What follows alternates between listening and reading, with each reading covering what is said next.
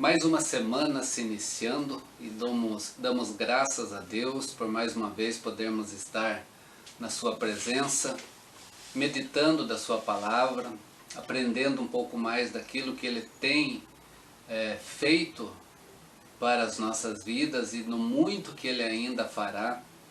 Cada dia que passa, cada momento das nossas vidas é um aprendizado. Por isso nós estamos aqui alegres, felizes, pela semana que se findou e também alegres e felizes por mais uma nova semana que vamos iniciar com a graça de Deus. Que todos possam ter uma semana agradável, e que nesse momento possamos estar também nos alimentando da palavra do Senhor, para que nós possamos, fortalecidos nela, aprendermos um pouco mais de como viver a nossa vida aqui na face da terra, enquanto aqui estamos aguardando o nosso Senhor Jesus Cristo, e também que nós possamos ser veículos de bênção do Senhor sobre a vida daquelas pessoas que vamos nos encontrar durante essa semana, e fazendo com que essa palavra faça uma diferença na vida não somente nossa, mas de todos quanto ao nosso lado estiver. Semana passada nós estivemos iniciando uma meditação sobre João capítulo 15, naquilo que Jesus quis ensinar através do seu caminho, daquele lugar onde eles estavam, celebrando a Páscoa, celebrando a ceia, o qual o Senhor instituiu, e depois indo para o Getsêmani, onde Jesus iria orar e futuramente ser preso e passar por todo aquele sofrimento até a cruz, morrer por nós naquela cruz, e também não só dar a sua vida em favor de nós, mas também ao ressuscitar garantir a nós também essa vida plena, essa vida eterna que nós temos na sua presença. Mas ele quis ensinar os seus discípulos, conforme nós vimos semana passada de forma introdutória, e queria ensinar a nós também como viver os nossos momentos aqui na terra. E a sua última conversa, o último ensino na vida dos seus discípulos, João 15, vai trazer para nós ali como a videira verdadeira. E hoje eu gostaria de ler o verso 1, verso 2, verso 5 e verso 8 desse capítulo 15, que assim nos diz: todo ramo que estando em mim não der fruto, ele o corta, e todo o que dá fruto limpa, para que produza mais fruto ainda. Esse é o verso 2. O verso 1 ele diz: eu sou a videira verdadeira e meu pai é o agricultor. Verso 5. Eu sou a videira, vós os ramos. Quem permanece em mim e eu nele, este dá muito fruto, porque sem mim nada podeis fazer. E no verso 8, nós temos ainda Jesus dizendo: nisto é glorificado meu Pai, em que deis muito fruto, e assim vos tornareis meus discípulos.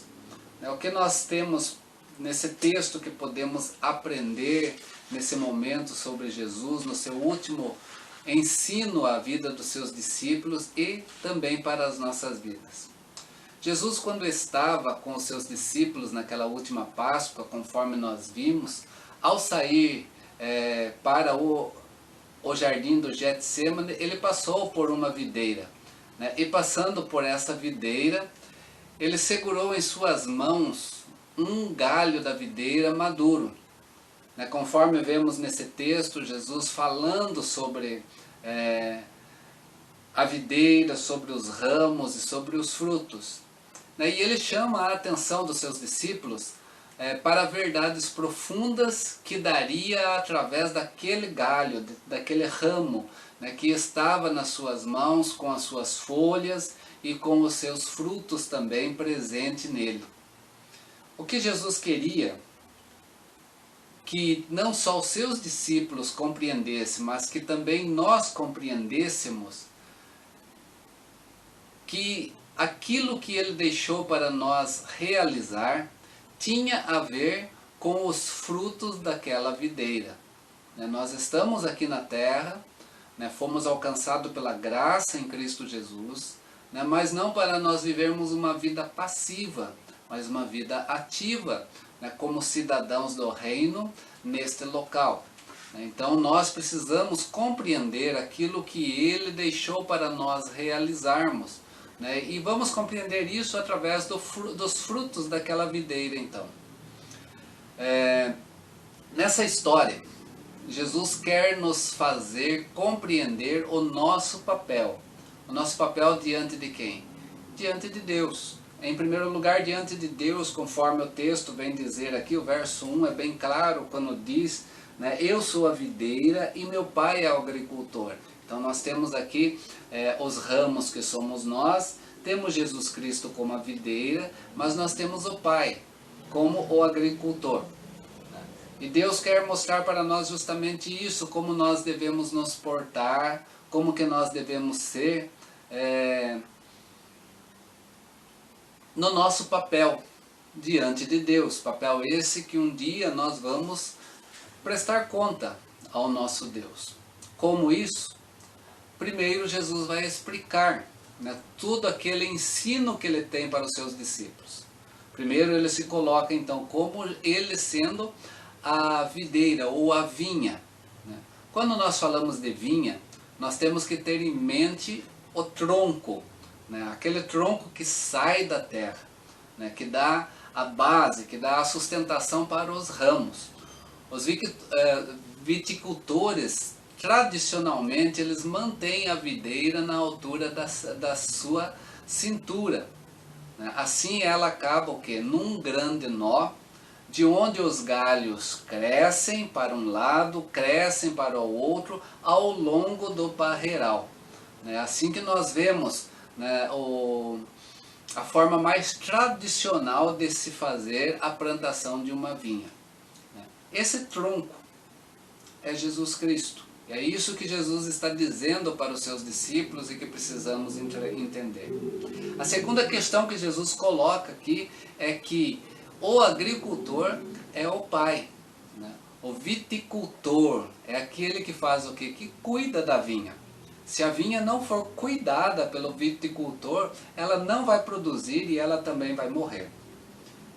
A sua tarefa como viticultor, o Pai, é fazer com que as plantas venham produzir o máximo de uvas, o máximo de cachos de uvas para serem tirados, para serem cortados, para serem usados.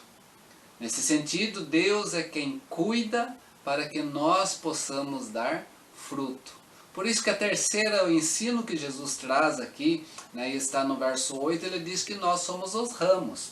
Então Jesus é o tronco, quem cuida daquela videira é o Pai, é Deus que mantém ela para que ela possa produzir os seus frutos, mas os frutos são produzidos nos ramos. E nós somos os ramos, é isso que Jesus está colocando. Na vinha, os ramos são o centro do esforço do viticultor. Ele está olhando para aquilo, porque eles produzem os frutos. Meu avô foi produtor de uvas a sua vida inteira. Eu vivi um pouco nesse contexto com ele, porque ele não só produzia uva, mas como ele também produzia vinho. E cuidar dos ramos é importante também. Por quê? Porque se o ramo, se nascer um ramo que vai tirar a força daquela videira, ele precisa ser cortado, ele precisa ser podado. Alguns ramos enfraquecidos precisam ser enxertados para que possam produzir de acordo com aquilo que é aguardado pelo viticultor. Porque o viticultor ele cuida da vinha com esse objetivo. Ela tem que produzir frutos. Nós somos os ramos. E é interessante a forma como Jesus trata a questão de ramos aqui, nesse capítulo 15 que João traz para nós. Então os ramos são o centro do esforço. do viticultor porque produzem os frutos, né? Esses ramos ou esses galhos, eles são amarrados no parreiral ou erguidos, né, por estacas para que o ar possa fazer o quê? Possa circular, desculpa, na vida dessa vinha, né? Porque isso também se faz necessário. Qual é o objetivo disso? O objetivo é que a luz chegue ao máximo, né, sobre esses galhos, né, sobre esses ramos. Né? Quanto mais luz, mais se pode também enxergar para dar cuidado. Né? A luz é a forma do viticultor poder olhar melhor para os ramos e cuidar dos ramos para que esses ramos não adoeçam, para que eles possam produzir e produzir muito fruto. Como eu disse, Jesus estava ensinando os seus discípulos, não só eles, mas a nós, que nós somos esses ramos. Né? É isso que o verso 8 deixa bem claro. Nisto é glorificado meu Pai, em que deis muito fruto e assim vos tornareis meus discípulos. Por que dar muito fruto? Porque o verso 5 ele diz, eu sou a videira. Jesus é a videira. Né? O verso 1 ele diz, meu Pai é o agricultor. Né? Ele é o viticultor. E ele diz ainda, verso 5, vós sois os ramos. Então, nós temos claro aqui o ensinamento de Jesus para nós. Olhando para isso, meus queridos, porque Jesus mostra com tanto detalhe no plantio de uvas, se ele já estava ciente que as suas horas eram poucas? Ele sabia que ele iria no Getsemane, ele sabia que ele ia ser entregue através de Judas, ele sabia que ele ia ser condenado, que ele ia ser morto naquela cruz. Por que ele estava falando tanto detalhe sobre o plantio de uvas naquele momento? Diante dos seus discípulos, que tinha também sobre eles uma desilusão, porque os seus seguidores não viam de forma clara aquele momento nas suas vidas. Jesus, ele sabia que aquele era o tempo e o lugar certo para mostrar aos seus seguidores uma nova forma de ver as coisas. Era o tempo e era o lugar certo. O tempo de Deus e o lugar apropriado para Deus é sempre necessário na nossa vida. E o que Jesus queria que eles vissem? O futuro na perspectiva não terrena, não da terra, mas o futuro na perspectiva do céu. Os seguidores de Jesus não podem ficar na vida perguntando por que Deus está fazendo isso em minha vida. Nós, como filhos de Deus, resgatados em Cristo Jesus, nós não podemos ficar fazendo essa indagação. Não podemos ficar indagando por que as coisas não estão acontecendo do jeito que eu esperava. Tempo de Deus e lugar certo para que as coisas venham a acontecer. Eu sou uma pessoa que aprendi ao longo desses 30 anos de ministério à frente de uma igreja, justamente essa questão do tempo de Deus. O tempo de Deus é necessário. Eu não gosto de atropelar. Às vezes as pessoas vêm querendo forçar situações, né, em cima de questões que precisam ser tratadas, mas elas precisam ser tratadas de acordo com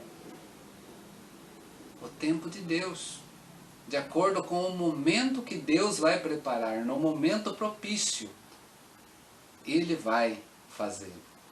E aquele era o tempo, e aquele era o momento de Jesus estar ensinando aos seus discípulos coisas relativas ao céu, mas presente aqui na terra. Jesus não fala dos frutos com o significado apenas de ganhar almas. Às vezes nós olhamos para o texto aqui quando fala que nós precisamos dar frutos, a primeira coisa que vem em mente às vezes é essa questão. Nós temos que ganhar pessoas para Cristo. Nós não ganhamos, nós podemos mostrar, indicar, levar, porque quem faz a obra é o Espírito Santo. Mas não é isso que o texto está dizendo. Que isso seja o fruto nas nossas vidas. Os frutos estão ligados às boas obras nesse texto. É aquilo que nós vamos ver depois Paulo mais para frente, escrevendo uma carta pastoral, né, a Tito, no capítulo 3, verso 14, quando ele diz assim: agora, quanto aos nossos, que aprendam também a distinguir-se nas boas obras. Paulo está falando, aqueles que estão em Cristo, aprendam a distinguir-se nas boas obras, a favor dos necessitados, para que não se tornem infrutífero. O que é o fruto aqui?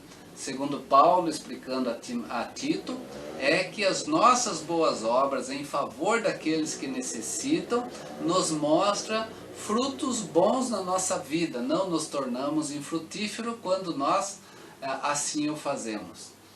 Os discípulos compreendiam o quê? Que o fruto simbolizava o melhor resultado, ou o prêmio da vida. Eles sabiam isso porque eles tinham aquilo que o Velho Testamento já ensinava sobre frutos também, no sentido bom, porque o Velho Testamento fala de maus frutos também. Salmo, capítulo 1, verso 3, é um exemplo para as nossas vidas, né? Dizendo aí sobre aquele que está firmado em Deus. Ele é como árvore plantada junto à corrente de águas, diz o texto. E ele prossegue esse texto dizendo que no devido tempo, no tempo correto, dá o seu fruto, e cuja folhagem não murcha, e tudo quanto ele faz será bem sucedido. Olha como nós temos aqui a questão. A pessoa, no tempo que Deus preparou, produz fruto, e esse fruto faz com que ele seja bem sucedido. Ou seja, símbolo de melhor resultado ou de prêmio, como os discípulos compreendiam naquele momento. Os frutos representam aqui nesse texto, para nós entendermos, as boas obras, aquilo que nós fazemos por motivo único e real. O motivo é aquilo que o verso 8 diz: nisto é glorificado meu Pai, em que deis muito fruto, e assim tornareis meus discípulos. Qual é o resultado do fruto? O resultado do fruto ou das boas obras na nossa vida é para que Deus seja glorificado. Não é para a nossa promoção humana. Não é para nós nos promovermos, não é para nós fazermos para nós o quê? Uma espécie de somatória de coisas na nossa vida para depois nós fazermos um relatório sobre isso. Não é para promover o ser humano. Os frutos são as boas obras daquilo que nós fazemos com um objetivo: glorificar a Deus. Por isso, no devido tempo dele, nós produzimos frutos. E é isso que Jesus disse: nisto é glorificado meu Pai, em que vocês deem fruto. Esses frutos, então, nas boas obras, é resultado de uma vida que vive a realidade do fruto do Espírito.